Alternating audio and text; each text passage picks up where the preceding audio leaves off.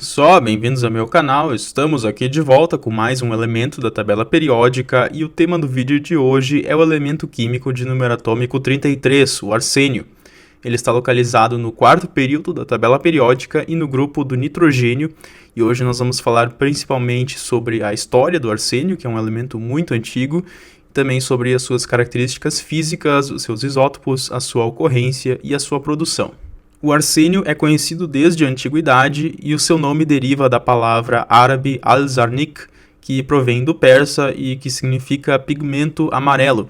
Isso porque o trisulfeto de arsênio, As2S3, também conhecido como auripigmento em português, tem uma cor amarela escura. Acredita-se que o arsênio tenha sido reconhecido como um elemento ainda na Baixa Idade Média, e acredita-se que Alberto Magno, que foi um bispo alemão, mas também um alquimista, acredita-se que ele tenha sido uma das primeiras pessoas a isolar o arsênio elementar. Mas como o arsênio era um dos elementos que os alquimistas conheciam e os alquimistas usavam uma linguagem não muito clara e misteriosa, não se sabe ao certo quando foi a primeira vez que o arsênio elementar foi isolado.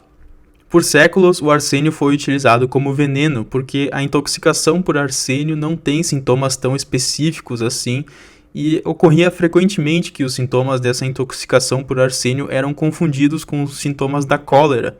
Então, muitas vezes era difícil dizer se havia ocorrido ou não um envenenamento, ou se era cólera, ou se era alguma outra doença desconhecida, e por isso, por essa dúvida, o arsênio era um veneno muito amado pelos assassinos.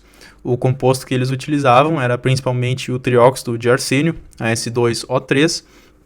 E, enfim, como eu disse, por séculos houve esse uso do arsênio como veneno, mas isso decaiu muito depois da invenção do teste de Marsh. O teste de Marsh, um teste para a detecção do arsênio, ele foi publicado pela primeira vez no ano de 1836 pelo químico James Marsh. E o que é esse teste? Se você estudou química, você já deve ter feito esse teste no primeiro ou no segundo semestre. É um teste que funciona também para o antimônio. E o teste consiste em você pegar zinco, ácido, pode ser ácido sulfúrico, ácido nítrico, e a mistura que você acha que contém arsênio. E basicamente o que acontece é que nessa reação surge hidrogênio e arsina, AsH3, que é um gás. Esses gases eles saem da reação e você conduz esses gases através de alguma abertura no seu vidro ali da reação. Você conduz ele para alguma pontinha e ali você acende o hidrogênio que está surgindo. E aí que vem a parte interessante, que você pega uma superfície fria, pode ser um vidro ou alguma porcelana, e naquela chama do hidrogênio que está queimando, se tiver arsênio na substância, vai ter arsina também ali presente na chama. E a chama que bate na superfície fria, ela vai causar a decomposição da arsina para o arsênio elementar e vai surgir um chamado espelho de arsênio, que é a deposição do arsênio elementar com aquela cor preta, mas também um aspecto um tanto metálico. E esse é um teste muito sensível e por isso os investigadores do século XIX estavam pela primeira vez em séculos de uso do arsênio, eram capazes de dizer se havia ocorrido um envenenamento por arsênio ou não, que era um teste simples e, como eu disse, bastante sensível. Um exemplo muito famoso de envenenamento por arsênio foi o envenenamento de Bradford, que é uma cidade no norte da Inglaterra. Foi um envenenamento que ocorreu no ano de 1858 e foi uma adulteração do açúcar utilizado na produção de doces. E o que aconteceu foi que o açúcar naquela época era bastante caro e certos doceiros desonestos iam lá e colocavam aditivos no açúcar para que eles pudessem economizar um pouco com o açúcar e para que eles tivessem um lucro um pouco maior. E aconteceu que um desses doceiros desonestos, um determinado dia, mandou o seu assistente lá na farmácia para comprar um desses aditivos, que ninguém sabe direito o que era, mas houve um desentendimento entre o assistente e o farmacêutico, e por esse desentendimento o farmacêutico acabou vendendo o trióxido de arsênio para esse assistente do doceiro. Naquela época era assim, se podia ir para a farmácia comprar arsênio sem problema nenhum.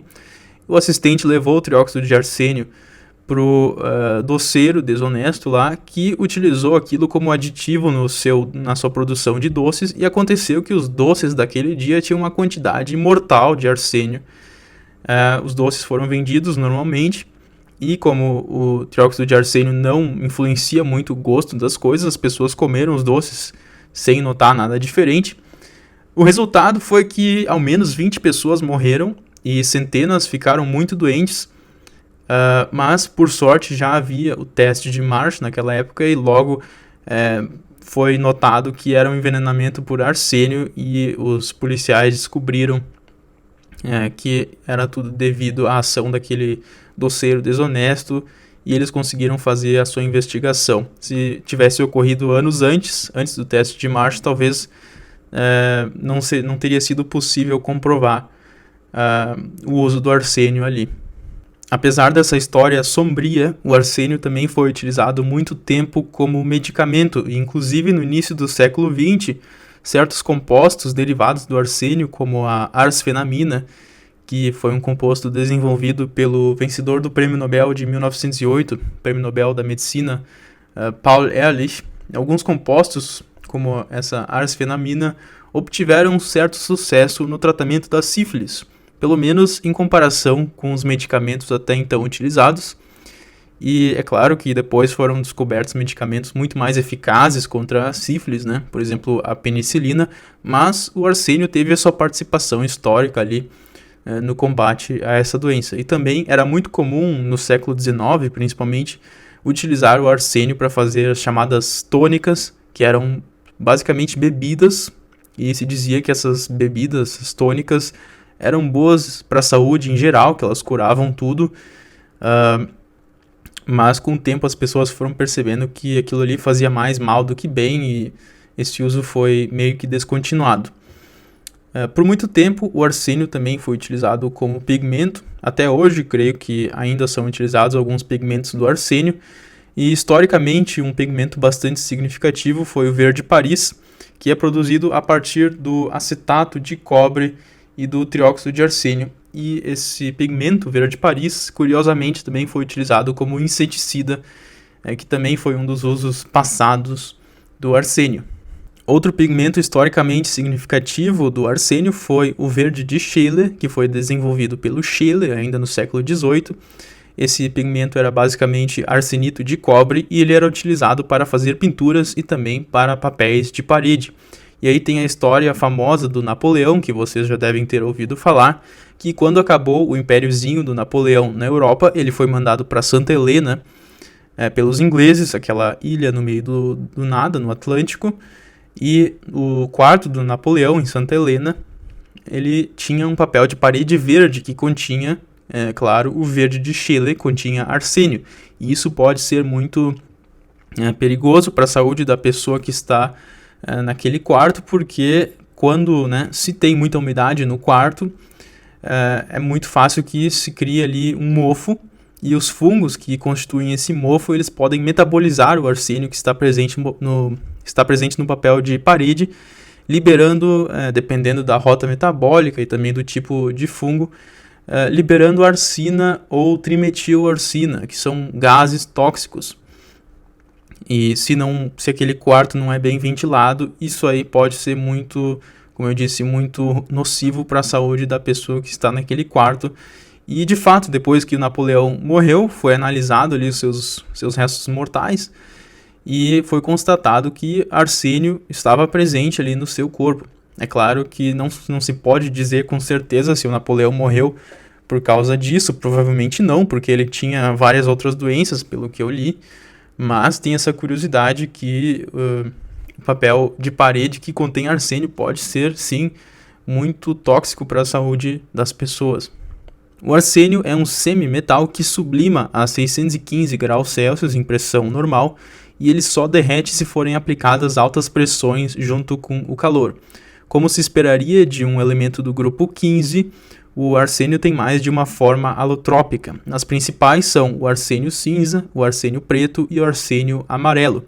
O arsênio cinza, também chamado de alfa-arsênio, é a forma mais comum e mais estável do arsênio. A sua estrutura é romboédrica, E nessa estrutura, em camadas, cada arsênio é ligado a 3 outros átomos de arsênio na mesma camada, que estão localizados a 252 picômetros de distância, e esse mesmo átomo de arsênio também tem 3 vizinhos na camada adjacente, que estão localizados a 312 picômetros. Devido a essa estrutura em camadas, o arsênio cinza é um material um tanto quanto quebradiço, ele não é dúctil como um verdadeiro metal, e a densidade dessa modificação é de 5,78 gramas por centímetro cúbico. Outro fator que justifica a classificação do arsênio como um semimetal é o fato de que ele não conduz a corrente elétrica tão bem. A sua resistividade é de 33 microohm vezes centímetro, ou seja, o arsênio cinza conduz a corrente elétrica pior do que o chumbo. Então digamos que é justa essa classificação do arsênio como um semimetal. Já o arsênio preto, ele tem a estrutura basicamente igual à do fósforo preto, e o arsênio amarelo, ele, assim como o fósforo branco, é composto por unidades As4. Essa é a modificação mais molecular e mais instável do arsênio, e também é uma modificação tanto quanto sensível à luz, e por isso é bastante difícil fazer estudos sobre o arsênio amarelo. Isótopos. O único isótopo do arsênio que ocorre naturalmente, e também o seu único isótopo estável, é o arsênio 75. Já o seu radioisótopo mais estável é o arsênio 73, que tem uma meia-vida de aproximadamente 80 dias e decai por captura eletrônica para o germânio 73. Ocorrência. O arsênio não é um elemento particularmente abundante na crosta terrestre, com 1,8 partes por milhão, ou seja, uma abundância similar à do tântalo ou à do berílio. E assim como os metais do bloco P, o arsênio é um elemento dito calcofílico, ou seja, ele ocorre mais frequentemente na presença do enxofre, do selênio e do telúrio do que em forma de óxidos ou silicatos. E sendo assim, minerais comuns do arsênio incluem o auripigmento, que nós já falamos no início do vídeo, a S2, S3 e também o chamado realgar, que é a S4, S4, um mineral que forma cristais vermelhos muito bonitos. Outros minerais comuns do arsênio são arsenetos do ferro, do níquel, do cobalto e também às vezes do cobre. E esses minerais frequentemente contêm também um pouco de enxofre ali com eles. E exemplos são a arsenopirita, FeASS, a nicolita, NiAs, e a cobaltita, CoASS. E também já foi encontrado o arsênio elementar na natureza, porém isso aí é muito raro. E além disso, também são muito raros os minerais que contêm o arseniato. A produção industrial do arsênio se baseia basicamente na chamada ustulação dos arsenetos, como o da arsenopirita. E se esse material, arsenopirita, é aquecido na ausência do oxigênio, o arsênio sublima, e com a condensação você já tem o arsênio elementar. Porém, se a arsenopirita é aquecida na presença do oxigênio, é formado o trióxido de arsênio, que pode ser utilizado como tal, como trióxido de arsênio, ou você também pode fazer a redução para o arsênio elementar. Outra maneira de produzir o arsênio é como subproduto na produção do cobre e do chumbo, e apesar de o arsênio não ser tão comum ali nessas minas de cobre e minas de chumbo, já que a escala da produção do cobre e do chumbo é muito grande, é uma coisa que vale a pena economicamente fazer em certos casos. Mas seria mais ou menos isso que eu queria falar hoje. Se você assistiu até aqui porque você gostou do vídeo, então inscreva-se no canal. Muito obrigado, deixe seu like, comente, e na próxima vez nós vamos falar da química do arsênio e das suas aplicações atuais, porque as aplicações passadas nós já falamos no vídeo de hoje. Até a próxima, tchau!